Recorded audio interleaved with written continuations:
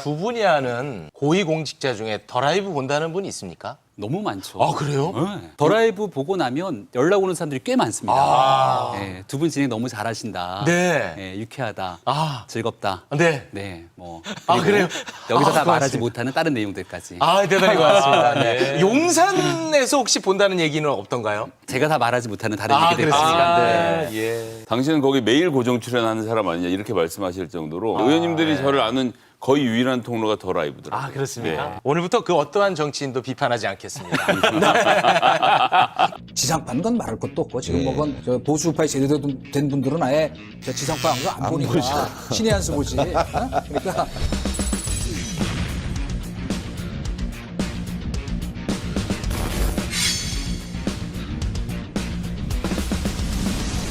민주당 정권이 이동관 후보자를 두고 언론 장악과 방송 탄압의 상징적 인물이라고 억지를 부립니다. KBS2 민영화 그리고 MBC 민영화와 같은 주요 방송사들에 대한 민영화 시도가 본격화될 것이라는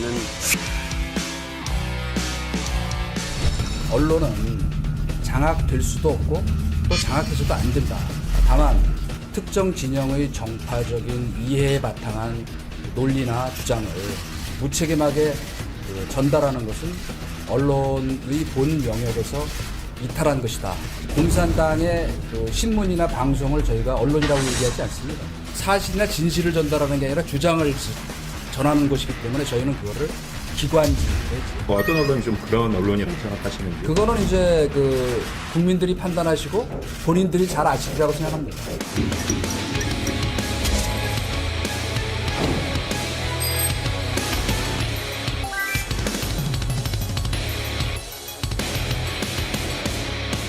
과거 공산당의 신문이나 방송을 언론이라고 하지 않는다. 아, 그러자 기자가 우리나라에 그런 언론이 있느냐라고 물었더니 그렇다. 국민이 잘 아실 것이다. 이 발언의 감정가 지금 바로 매겨 주십시오. 자, 상당히 고액이에요. 2억 뭐 얼마고요? 1조 원부터 가볼까? 1조? 네. 돈이 많아 보이죠. 네. 근데 이 1조 원이라는 금액이 미국 폭스뉴스 얘기입니다. 2020년 대통령 선거에서 개표 조작 있었다는 가짜 뉴스를 지속적으로 얘기해서 결과적으로 1조 원이라는 금액을 이 폭스뉴스가 물어주게 된 거죠. 그러니까 이런 사례들이 전 세계에 있을 정도로 가짜 뉴스의 폐해가 너무나 심각하다는 것을 잘 알 겁니다. 네. 이동관 후보자가 하고 싶었던 얘기는 언론은 장악할 수도 장악될 수도 없다. 굉장히 맞는 말을 했고요. 네. 다만 자유에는 책임이 따른다는 건 이런 가짜 뉴스로 전 세계가 몸살을 앓고 있는데 우리 언론 미디어 환경이 그런 책임을 가져가야 되는 공정한 언론이 돼야 되지 않겠냐라고 하는 1조 원짜리 네. 발언이었다고 생각합니다. 그 혹시 뭐 어떤 특정 언론을 염두에 두고 한 발언일까요? 저는 그렇게 생각하지는 않습니다. 그냥 원론적인 얘기. 그런 잘못된 일들을 의도적이고 악의적으로 해오는 곳이 있다면 이 폭스뉴스의 사례처럼 바로잡힐 필요가 있다라는 주장이라고 생각합니다. 네. 네. 우리나라에도 있다고 그랬는데. 네. 저는 2억 2,492만 원 이명박 정부 때 4대강 사업을 홍보한답시고 대한니우스라는 걸 만들었습니다. 2,492만 원을 주고 만들어서요. 각 영화사에 2억 원의 홍보비를 들여서 극장에 영화를 보러 가면 대한뉴스가 갑자기 나와서 오늘 이명박 대통령께서는 물론 이렇게 하진 않았습니다만 이제 4대강의 내용을 홍보하는 영상을 만들어서 했었는데 네. 그게 공산당 기관지 같은 언론이죠. 내 말만 잘 들으면 돼. 내 말을 잘 들으면 너희들에게 자유를 주겠어. 그런 언론의 자유. 이게 정말 공산당식이 아닌가라고 말씀을 드리겠고요. 유럽 같은 경우는 정당의 기관지 형태로 좌파 언론, 우파 언론이 다 나뉘어서 정확히 자기 입장을 가지고 주장을 표명하거든요. 그러니까 주장을 표명하면 안 된다 이렇게 말씀하시는데 다른 나라의 언론들 어떻게 움직이고 있는지 좀 봐주실 필요는 있을 것 같습니다. 언론사가 자기 견해를 가지고 있을 수 있죠. 다른 것 떠나서 공영방송의 틀 내에 있는 방송은 더군다나 그 공정성을 제대로 지켜야 됩니다. 김어준 씨가 출연했던 TBS 라디오 같은 경우가 국민의힘에서 대표적으로 문제를 제기하고 있는 곳이기도 한데 그때 수없이 잘못됐다, 편향적이다, 이렇게 가서는 안 된다. 사례들까지 언급해서 얘기했습니다만 아주 긴 시간 동안 그런 방송들을 이어왔습니다. 그런 편향적인 방송으로 가지 않도록 공정성에 관한 언급을 네. 하고 싶었던 것이 아닌가 네. 생각이 됩니다. 거기에 보태서 이제 말씀을 좀 드리자고 하면 이동관 후보자가 국민들은 아실 것이라고 얘기를 했잖아요. 이 앞에 생략된 단어가 있습니다. 유튜브 구독자 국민들은 아실 것이다. 네? 이동관 후보자가 국민들이 네. 어떤 언론사인지 알 거라고 했잖아요. 네, 네, 그 네. 언론사를 아는 국민들은 유튜브를 보시는 분들인 거죠. 아. 이동관 수석도 직접 출연을 여러 차례 했지만 일부 극우 유튜버들의 그 독창적인 세계관이 있거든요. 이동관 등장, MBC, KBS 다 죽었다. 뭐부터 시작해서 주사파라는 말까지 서슴지 않으면서 방통위원장 후보자가 이걸 다 정상화할 거다라는 기대를 하고 있더라고요. 그 방송을 보시는 분들은 야, 우리나라에 지금 정리해야 될 언론이 어디다 딱 눈에 들어오는 상태일 텐데요. 대부분의 국민들은 그렇게 생각 안 하실 겁니다. 그리고 언론사가 보도가 가지고 있는 기능이 한 요만큼이라고 한다면 예를 들면 KBS는 재난방송부터 시작해서 드라마 등등 여러 분야가 있는데 본인 눈에 걸리는 몇 개의 그 뉴스 꼭지를 가지고 이런 식으로 언론사를 취급한다 큰일 날 일입니다. 이동관 후보자가 홍보수석 시절에 언론 장악을 시도했다는 논란에 대해서 이렇게 발언을 했습니다. 제가 만약 언론 장악하려고 지시 실행했다면 이 자리에 설 수 있겠느냐 이렇게 이제 반문을 했거든요. 이 발언에 대해서는 두 분 어떻게 동의하십니까? 네, 뭐 인사검증이 충분히 있었을 거라 생각하고 지금 민주당에서 거듭 얘기하고 있는 건 과거에 있었던 수사보고서에 이런 문건들이 있지 않았냐. 근데 그 내용들이 결국 기소도 되지 않았고 재판도 되지 않았던 수사보고서의 일부 문건들을 가지고 얘기하고 있는 것 같은데요. 네. 저는 민주당이 좀 묻고 싶은 게 수사보고서에 이런 내용이 나왔기 때문에 확정적인 범죄인처럼 만약 얘기를 하기 시작한다면 우리 민주당의 대표인 이재명 대표는 정진상 실장이 기소돼서 공소장에 수십 회나 이재명이 등장하는데 아니 그런 얘기는 어떻게 주장하시려고 수사보고서 얘기를 꺼내는지 이 내용들을 그대로 이재명 대표께 돌려드리고 싶습니다. 자, 일단 법적으로 문제가 있어. 법적으로 문제가 없으면 우리 정부는 아무런 문제가 없어. 지난 이태원 참사부터 시작해서 최근에 이 오송 지하차도 참사까지 이 정부의 유일한 기조는 검찰이 기소할 수 있는 문제인 거고 검찰이 기소 못하면 아무런 문제가 없다라는 사과도 할 필요 없다는 태도를 끝까지 유지하고 있는데 이번 문제도 이동관 수석과 관련된 여러 가지 논란들도 검찰이 기소할 수 있는지 여부로만 보고 있는 것 같습니다. 국민의 눈높이는 하나도 맞추지 않는 문제가 있고요. MBC 같은 경우는 좌파 언론인을 정리한다던 국정원의 문건을 작성을 어디서 의뢰했는지를 보면 청와대 홍보수석실이라고 되어 있었고 2009년 9월부터 2010년 7월까지 홍보수석실의 홍보수석은 이동관 수석이었습니다. 본인은 모른다고 부인하지만 시스템 조금만이라도 아는 분들은 국정원에서는 홍보수석의 명 없이는 그런 걸 작성 안 했다는 것은 주제 사실인데 이게 다 공소시효가 지났기 때문에 기소할 수 있어? 없으니까 범죄가 아니지.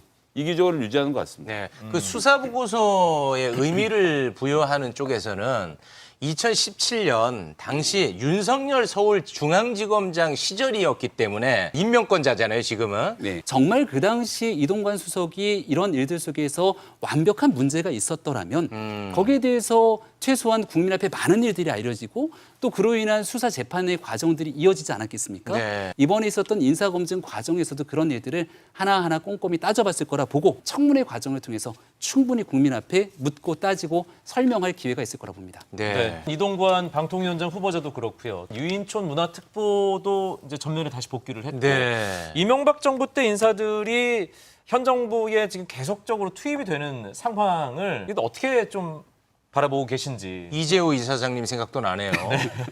뭐 이재호 이사장님은 아무 역할을 할 수 없도록 입을 막기 위해서 민주화운동 기념사업회에 보내놓은 상태라고 봅니다. 거긴 뭐 큰 권한은 없지만 공적인 자리이기 때문에 방송에 나와서 말을 할 수는 없으니까 윤석열 대통령 입장에서는 적절한 인사 배치를 한 것이고 너무 우리 이재호 이사장님을 이렇게 좀 폄훼하는 게 아닌가라는. 아니, 이재호 이사장님은 안타깝게 생각하는 거죠. 어떻게 거기서 이렇게 발을 묶어놓나라는 말씀을 드리는 거고요.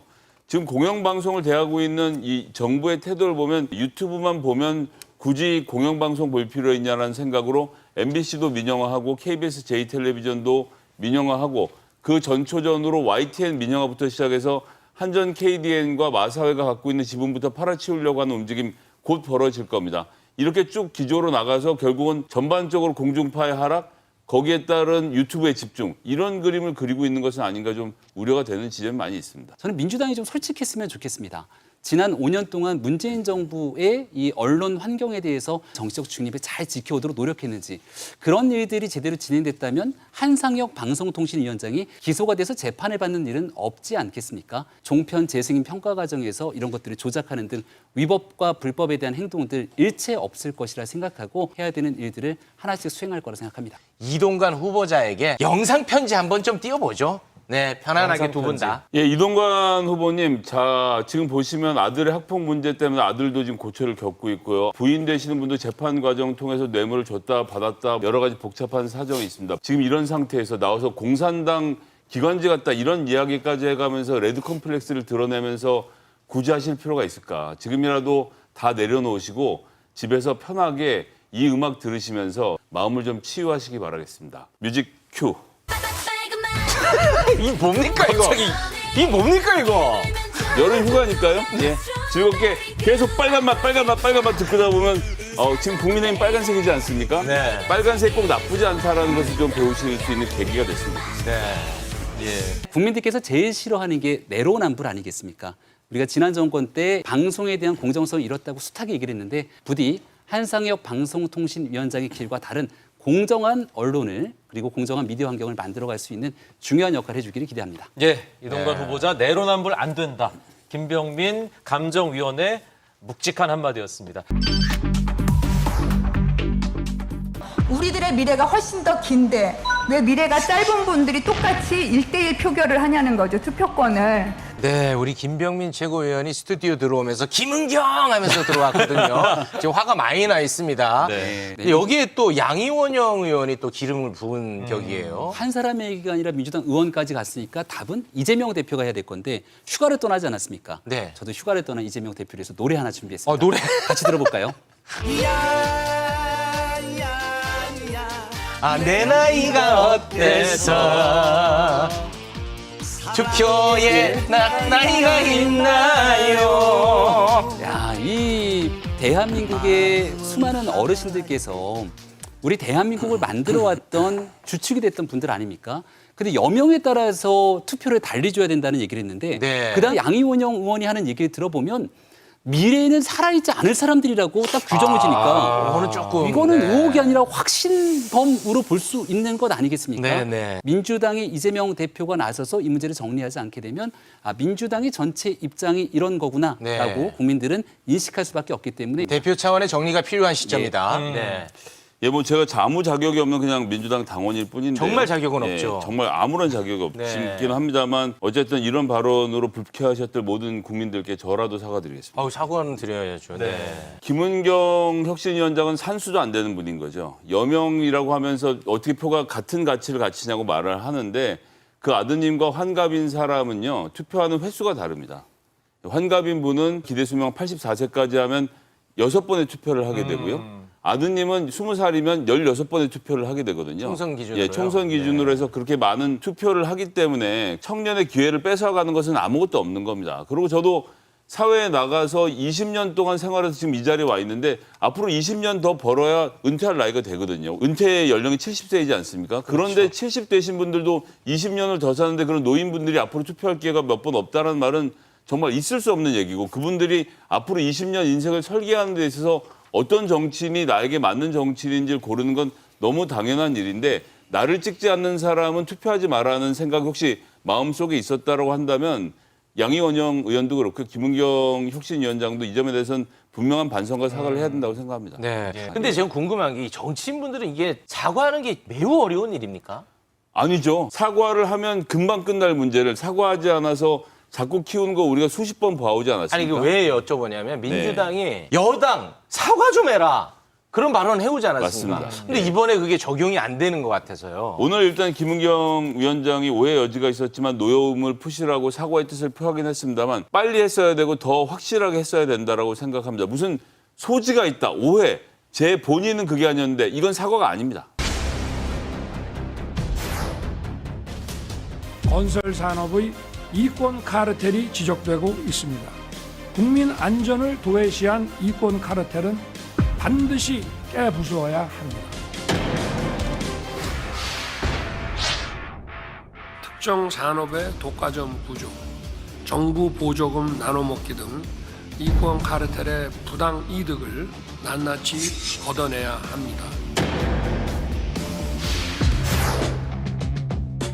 이권 카르텔, 부패 카르텔에 대한 보조금을 전부 폐지하고 그 재원으로 수해 복구와 피해 보전에 재정을 투입해야 됩니다.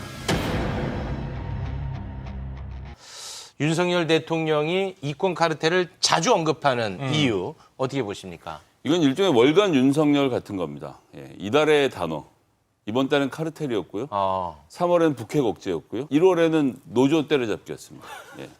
그래서 그냥 그달에 생각나는 단어가 있으면 그 얘기를 쭉 하다가 저도 애 키워보면 압니다만 한 3달 동안 막 피아노 다니다가 재미없다 그러거든요.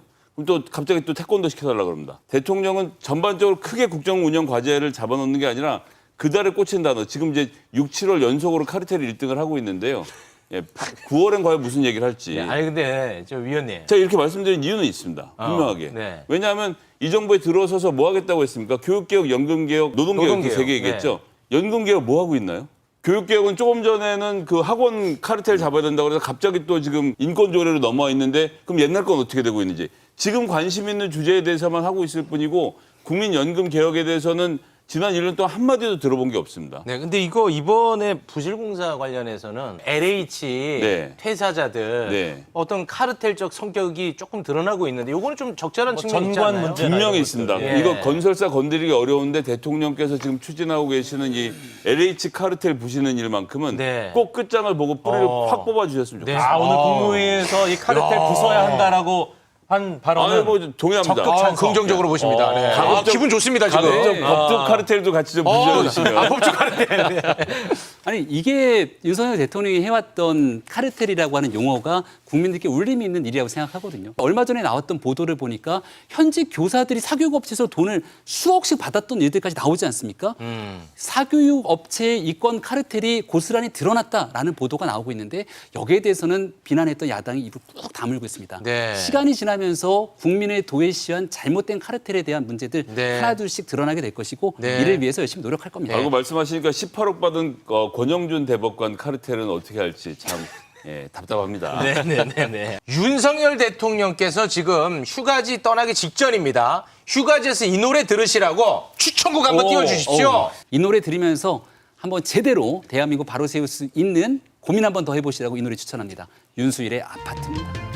아파트 지금 이거 좀 골칫거리인데. 아니, 이 아파트를 중심으로 대한민국 국민들의 삶이 흔들리고 있습니다. LH를 중심으로 이루어지고 있는 이 아파트 문제 반드시 해결할 거라 생각하고 네. 이 고민들까지 함께 담아올 거라고 기대하면서 노래를 네. 전합니다. 아니 뭐 여당 최고위원이 대통령에게 숙제를 그러게요. 네, 쉬지 말라는 말처럼 들리네요. 네. 버스커의 여수 밤바다를 권해드리겠습니다. 이거는 왜 그런 거죠? 너와 함께 걷고 싶다. 너와 함께 걷고 싶다. 계속 노래를 부르잖아요. 함께 걷고 싶으신 예, 대통령께서 야당 대표, 또 노조, 유승민 의원, 이준석 대표 이런 분 함께 불러서 밤바다를 걸어보셨으면 좋겠습니다. 네. 어떻게 다 불편한 사람들 이름만 대요. 네. 그런 사람들을 걸어야 국민의 대통령인 거죠. 알겠습니다. 두 분 여기서 보내드립니다. 고맙습니다. 고맙습니다.